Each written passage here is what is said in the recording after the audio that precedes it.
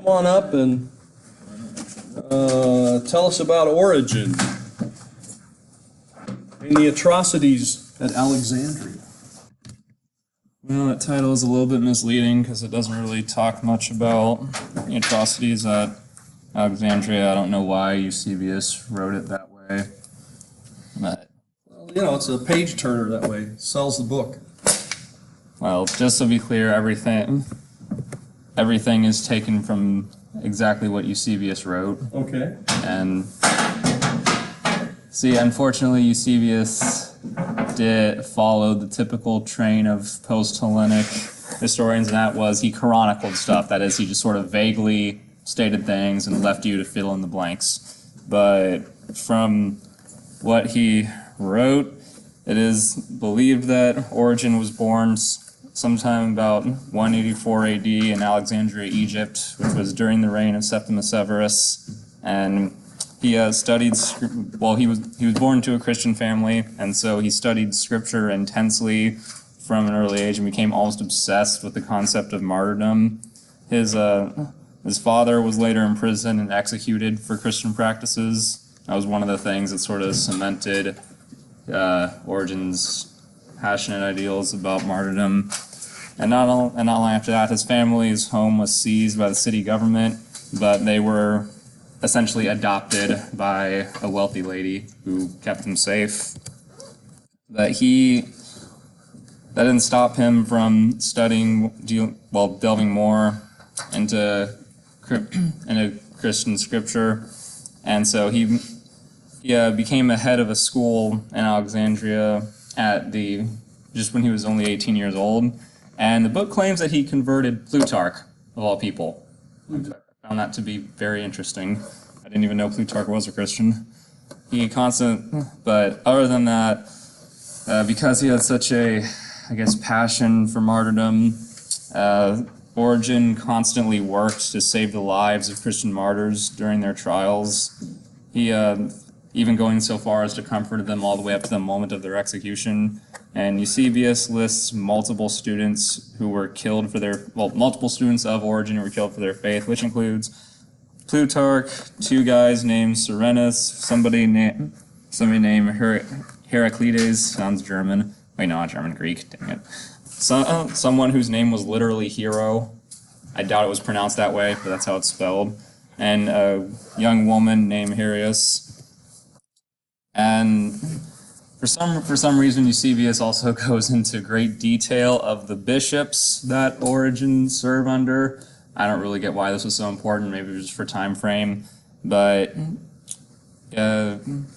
notable bishops that Origen served under were Narcissus, Alexander, Serapion, and Clement. And aside from serving directly under bishops as a scholar, Origen was very intensely studied Hebrew texts to such a degree that he mastered Hebrew just so he could translate them better into Greek. He compiled 2 volumes of Old Scripture, one called the Hexapla and the second called the Tetrapla. The first one was 7 different translations of Psalm, yes, 7.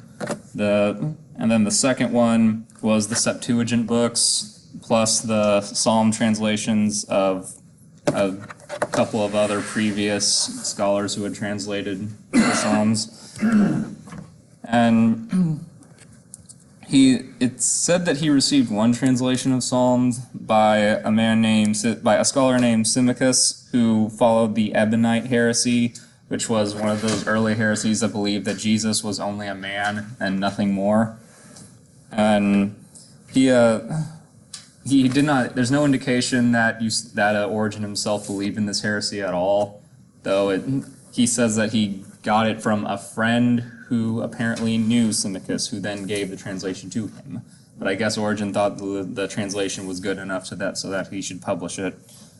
And he also refuted a scholar named Ambrose, who followed the heresy of Valentinus, who was a Gnostic theologian. Anybody knows it?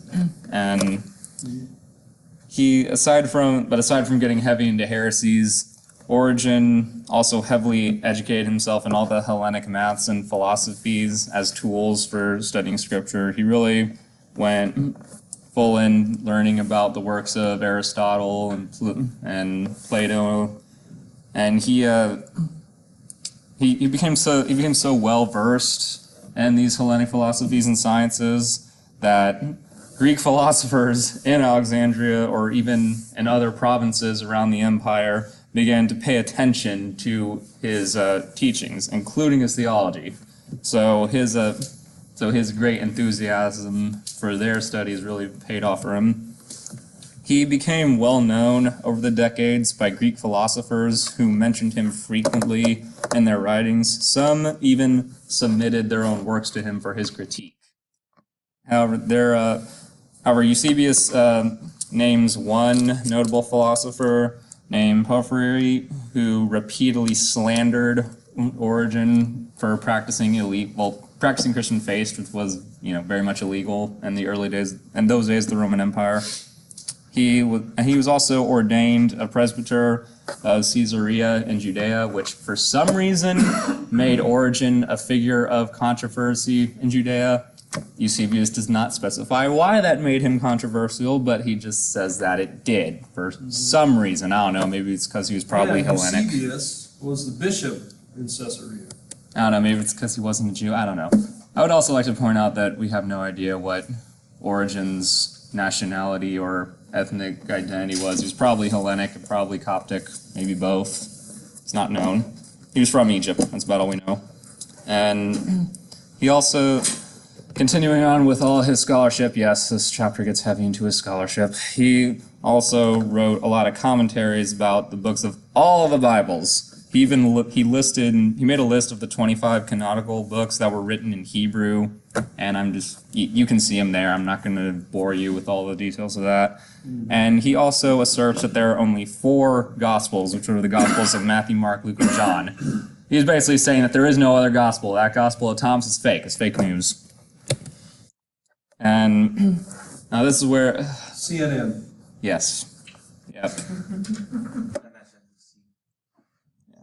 Well, he, And one interesting thing about that is that you look at the dates of Origen and you see he's got a list of what's in the Bible, or what is legitimately in the Bible. There are lists like this. Sometimes people sort of get the impression the Bible was kind of created at a much later time, like say at the time of Eusebius. But you can go back and look that there are lists of what are accepted books back into the early 2nd century.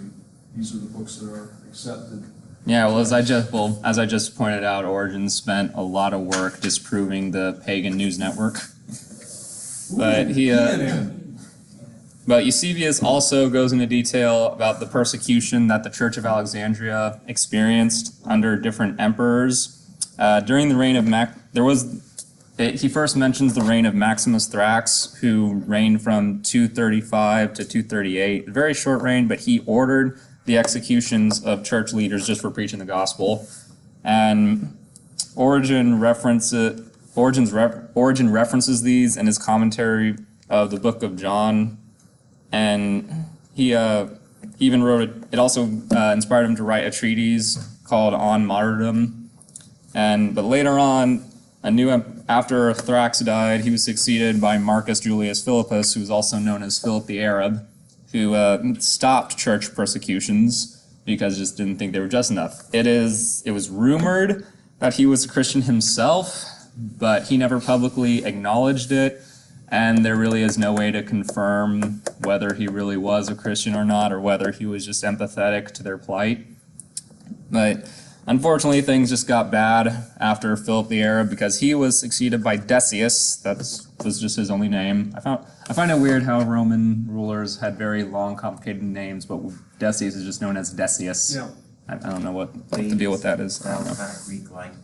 But Decius doubled down on the persecution in Alexandria that was first implemented under Maximus Thrax. He presumed hostility towards church leaders, imprisoned many bishops, and imprisoned and tortured Origen himself by stretching his legs with stocks. you can imagine how that would have felt. Especially, Origen was an older guy at this time, and given that he was a scholar, probably wasn't super flexible. But Origen endured whatever Decius would throw at him, or any of the other pagan leaders would throw at him, and continued to do it because, once again, because he had such a passion for martyrdom, he continued to help any of his fellow Christians anywhere around the city with the issues they face. And it's said that Eusebius says that Alexandria went through a particular turbulent time with persecution. It said, he writes that mobs tried to force Christians to blaspheme or worship in pagan temples. Those who refused were brutally tortured and murdered. And for methods of death, including being stoned to death, burned alive, beaten with clubs until they died, blinded with sharp sticks, that means getting dragged through the streets while tied up in ropes. And these same mobs also looted and vandalized Christian homes until a civil war broke out. Eusebius doesn't specify what that civil war was. I assume it wasn't a huge thing that spread across the empire, but ironically enough, during the instability period, Christians were able to recover from the persecution since the mobs weren't all focusing on them.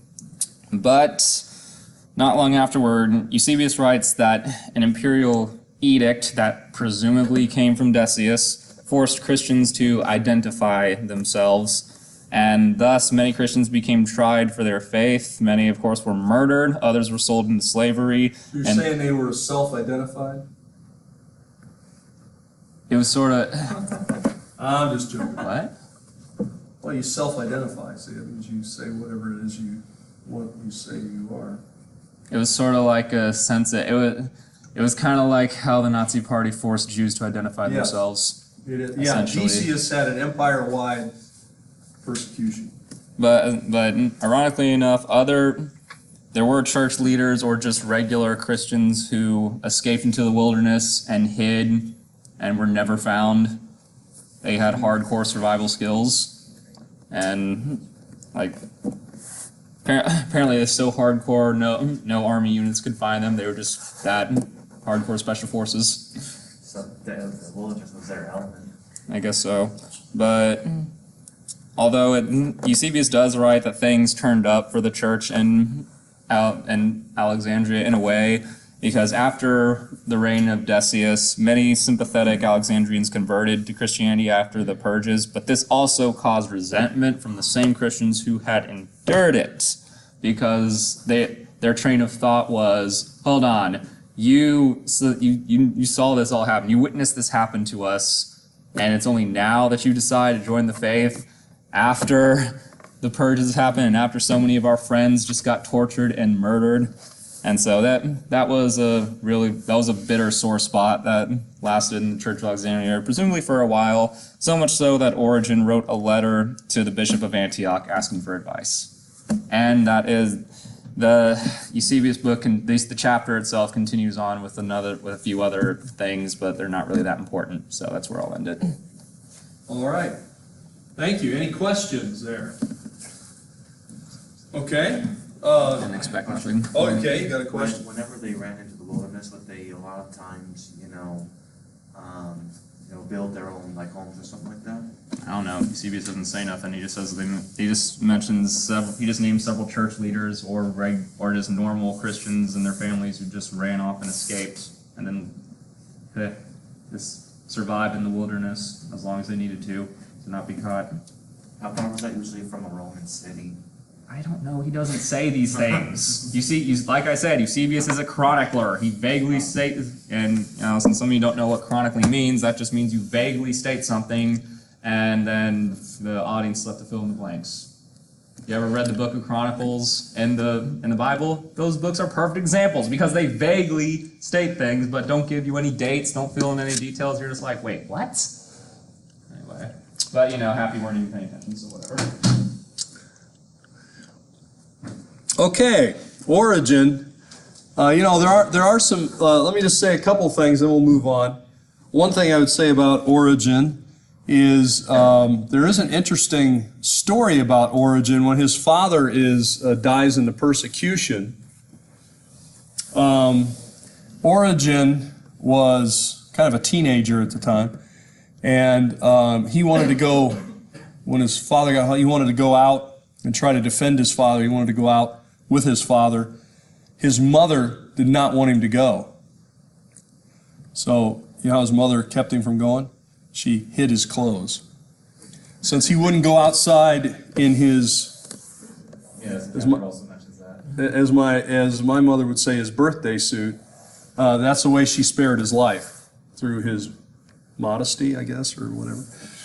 So yeah, that's interesting. And Origen, of course, is quite controversial in his interpretations, but he is a scholar, and he does put together, like you said, these side-by-side columns where he could compare multiple 4, 5, sometimes 6 different texts of the same thing, different translations of the same text, and could see the differences. And then, you know, they used to publish Bibles like that. I don't think they do it now because everybody looks at the stuff online, but a Bible which would have multiple versions side by side. Okay. Well, very interesting, though. Good job. We're going to hear about Western heroes.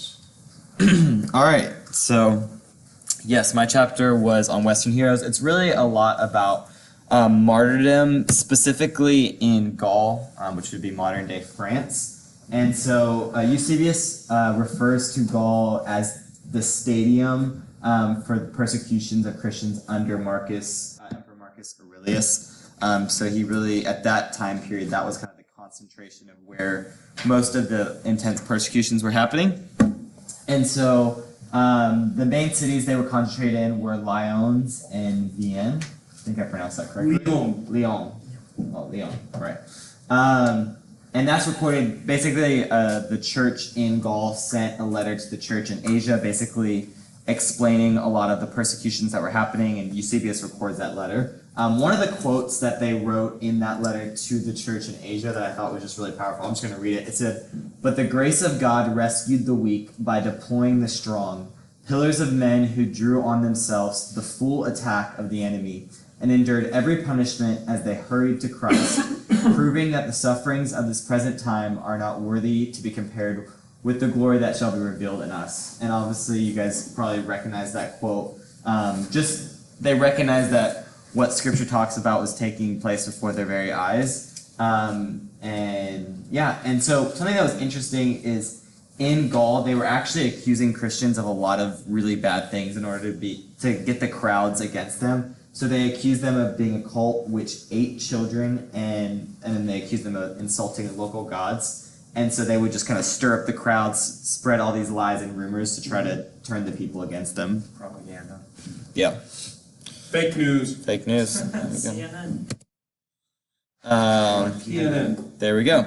And so one thing Eusebius kind of made this point is he used the quote from John 16:12, where an hour is coming when those who kill you will think that by doing so they are offering worship to God.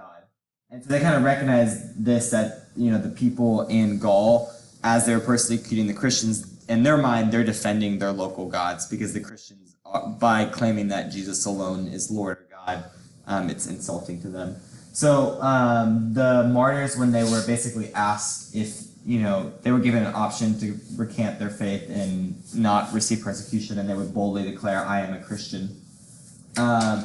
They were described as being burned to ash and swept by the wicked into the Rhone River. And so kind of the point behind that is that because Christians claimed in a resurrection, they said, well, we're going to burn their bodies, sweep them into a river so they can't resurrect.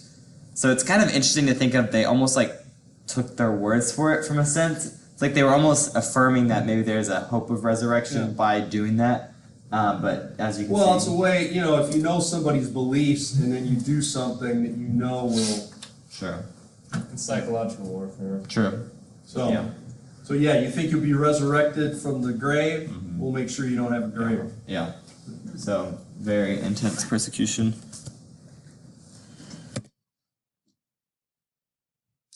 So, one thing that I thought was kind of interesting is, obviously, you know, when they wrote about the martyrs, they took a lot of, pride in the bravery of those men and women. But Eusebius made the point that it wasn't a situation where they weren't looking to be persecuted. Like, said they were always praying for God to grant them life. And so it wasn't this necessarily just like fantasy with the glory that comes with, martyrdom. They were really trying to not be like, to have good standing in the community. It said they defended all and accused none, kind of following the example of the deacon Stephen when he was being persecuted. He wasn't trying to cause conflict. He was trying to be at peace with all men and praying blessing over the people as they persecuted him. So it says, and those who were persecuted, but their persecution didn't lead to death, they weren't claiming to be martyrs or anything like that. They were just trying to seek life. So I thought that was interesting. Okay, and so then the chapter kind of switches from persecution to more of healings that were happening in that area. And Eusebius was really making the point that healings and miraculous events didn't stop with the apostles, but they continued on in the church. So Irenaeus, he claimed that all of these following events were continuing to occur in the church, especially in France. And so some of those are exorcisms, prophetic visions, healing of the sick, raising of the dead. All these things we see in the book of Acts, for example, Eusebius quotes as still occurring. Irenaeus, he said, for the benefit of heathen, deceiving none and profiting from none, having freely received from God, it freely ministers. And so basically what he's saying is the miraculous is still happening because it's a testimony of who God is and it's a witness to the people around them. So I think it's definitely interesting a lot of times maybe Could you give us a time frame for when this is happening?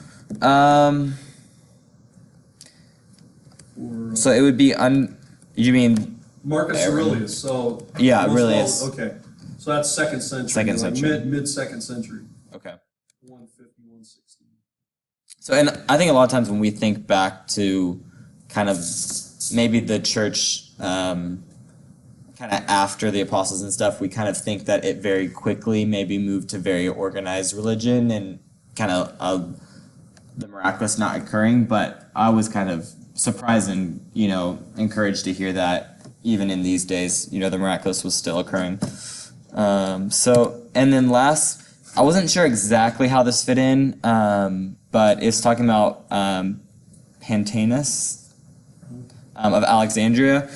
So basically, I think what Eusebius was trying to do is talking about the martyrs and the bravery, then talking about the miraculous, and then talking about intellect, to talk about basically in the Western church of that age, it was kind of all there. It wasn't just the miraculous, it wasn't just people dying for their faith, or just high intellectualism. It was kind of, there was a totality of all that taking place.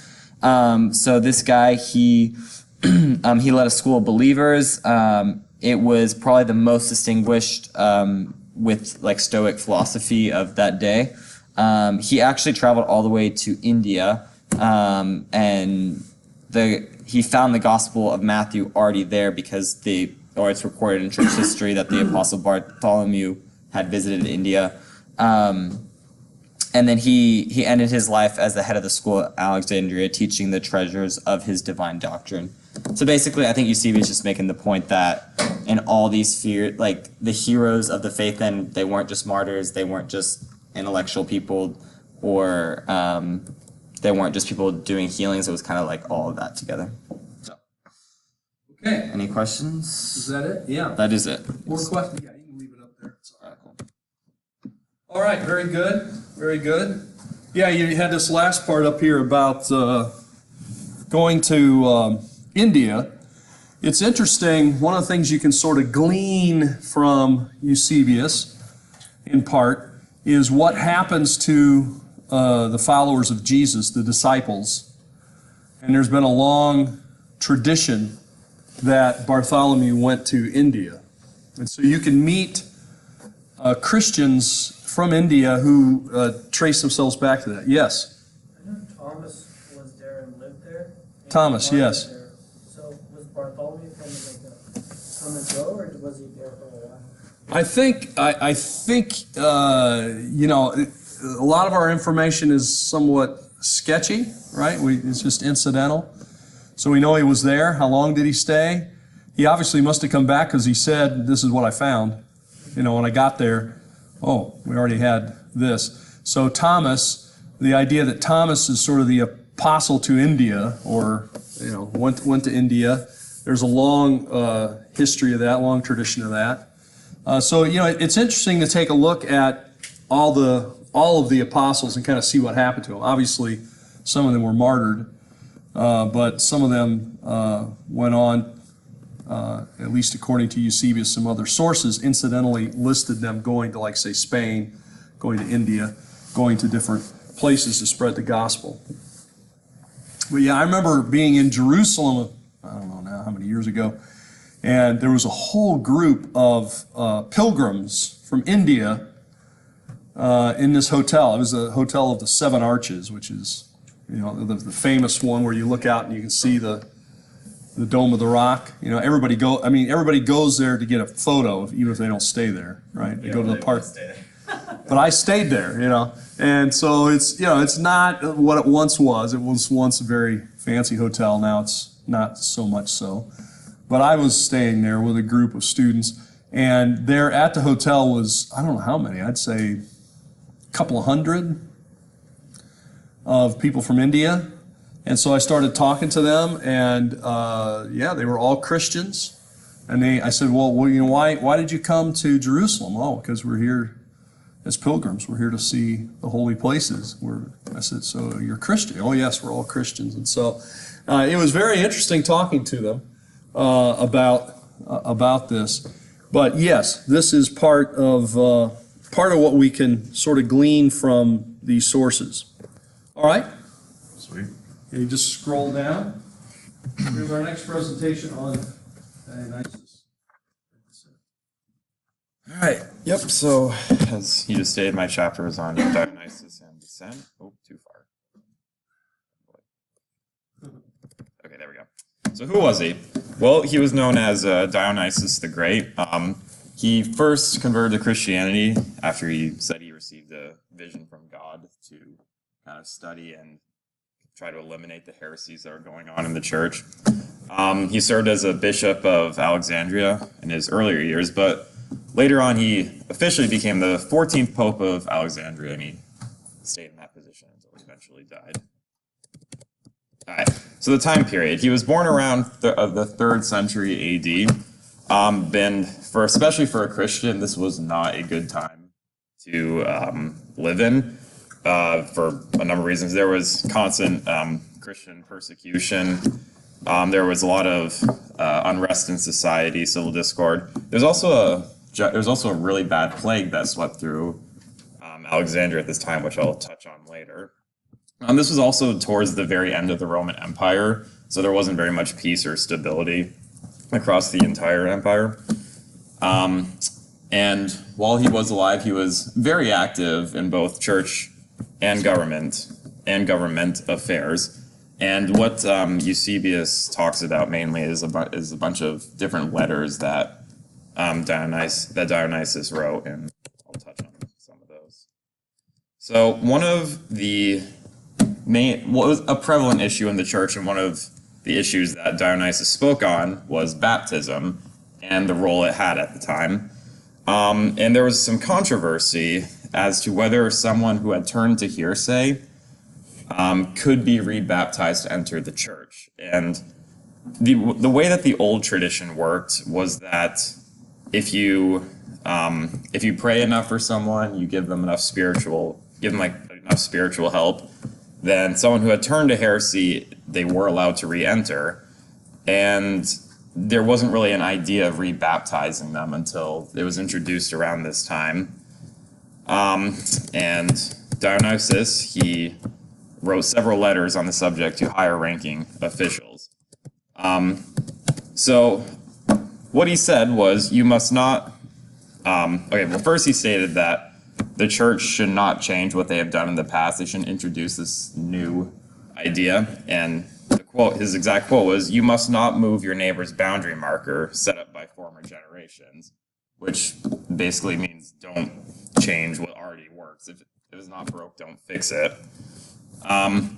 Then when a heretic actually came to him to be baptized, to re-enter the church, he refused to do it.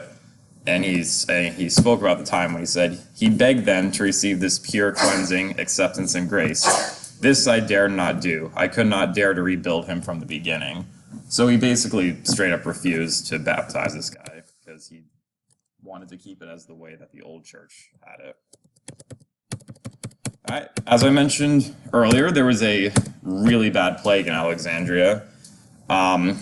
It said that, well, this isn't official, but it said that at the height of the plague, up to 5,000 people were dying per day. Could be exaggerated, but never know. And this amount of death it caused in manpower shortages, loss of food production, and it was also part of the reason the Roman Empire collapsed. So this was really bad at the time. And because Egypt was also one of the main sources of grain. Right.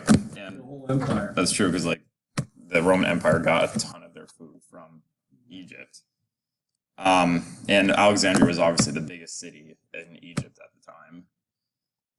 Okay, so about the plague, what Dionysius himself wrote about it is all is lamentation and mourning for those dead and dying day by day. As was written of the Egyptian firstborn, so also now. There is not a house without dead, and would that it were only one. So yeah, he's literally saying that every family is suffering losses and death from this terrible plague. And he touched on the way that Christians handled the plague and the way that heretics handled the plague. And the Christians showed love and loyalty in not sparing themselves and helping one another. So even if it was a plague victim probably on the brink of dying, Dionysius stated that the Christians would still help him. The heretics, though, were the exact opposite. They pushed away those with first signs of the disease and fled from their dearest. So he kind of makes a big discrepancy there between the two groups. All right, the Christian persecution.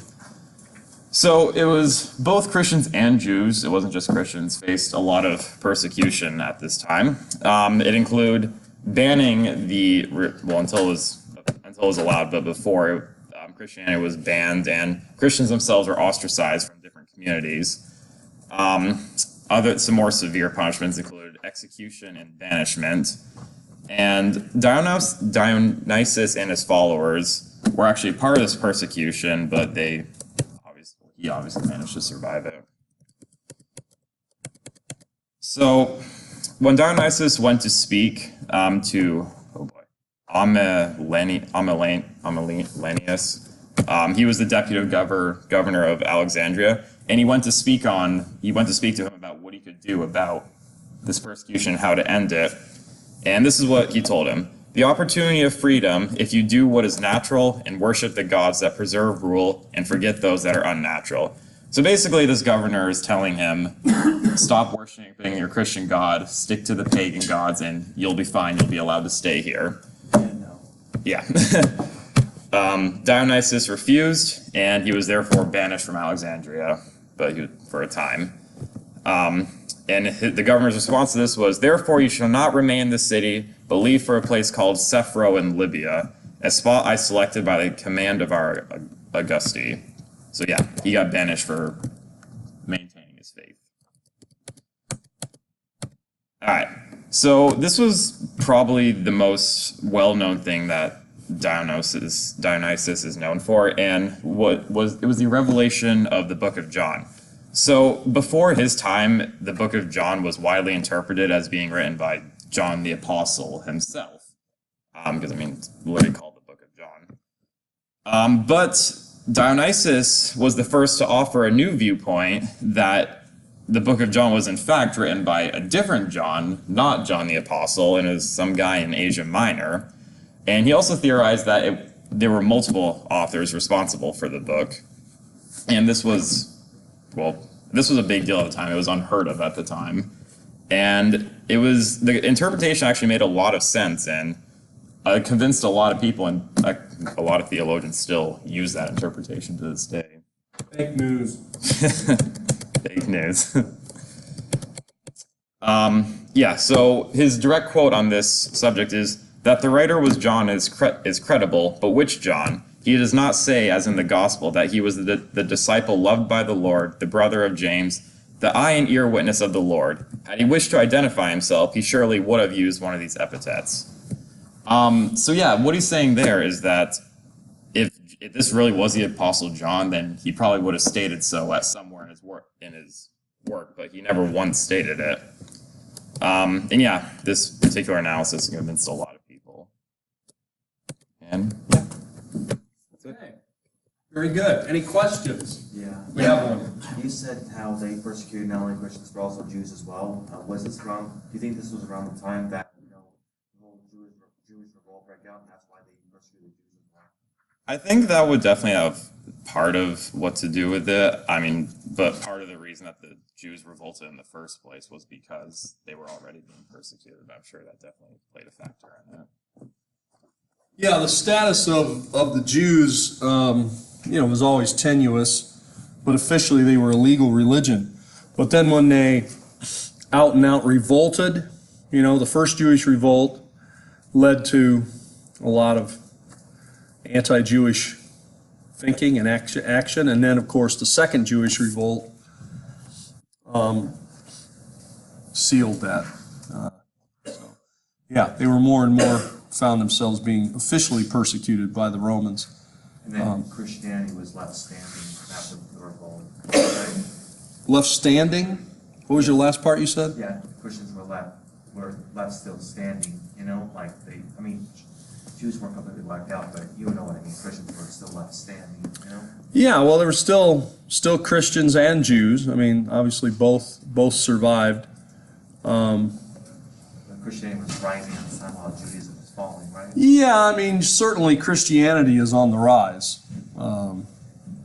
It goes from a handful of people in Palestine to thousands and thousands of people all across the empire. All right, very good. Let me see where we are. I'm assuming, because we've only got about 5 minutes left, so I won't try to pull up a whole new PowerPoint of mine. Probably by the time I get it up there, we wouldn't get to see much of it. But let me say this about your Eusebius presentations. I will put a thing up on for this week, so you can upload your PowerPoints in by Sunday night. Then on Monday, we will do another at least 3 or 4. That'll get us pretty close to being done. So Monday and Wednesday, we'll finish that up. So by the end of next week, we'll be done with that. In general, I'm hoping that you are seeing somewhat the method to the madness of this course. Whereas you're kind of circling we're circling the information, right? But a lot of the background, I think, will help you understand the history of the church and see the different events that are there. One big one, the theme today was persecution. And so later, if I have time, I'll do a whole thing on persecution, kind of a summary of what happened. But we can see that Eusebius, I think, is a credible source for us. You still obviously, you need to, as with all sources, examine it. But the key to examining any source would be to, first of all, know who Eusebius is, when he wrote, sort of what is his perspective, and what is his purpose. So obviously, he's trying to give a kind of chronicle, if you will, a kind of overview of the history of the church from the book of Acts to his time. But he's not going to do it maybe in a way we might prefer. If we were doing it today, we might do it differently, right? We would start then from, let's say, from the death of Paul, and then we'd have a chapter on the later first century, and then we'd have one on the second. And we'd try to cover all the different political and religious sayings. He kind of, perhaps a little like me, he'll get on a theme and he'll run with it, and then that'll sort of remind him of something else, and he'll go from there. So we're going to see that he's not always, isolated on his topics. Focused, yeah. Well, he kind of focuses on one thing and then maybe leads him to another thing. I think in his mind, you're connected. Perhaps we have to figure out how that connection has happened.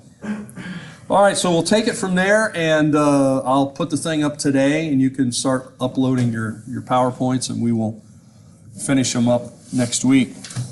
All right, take care.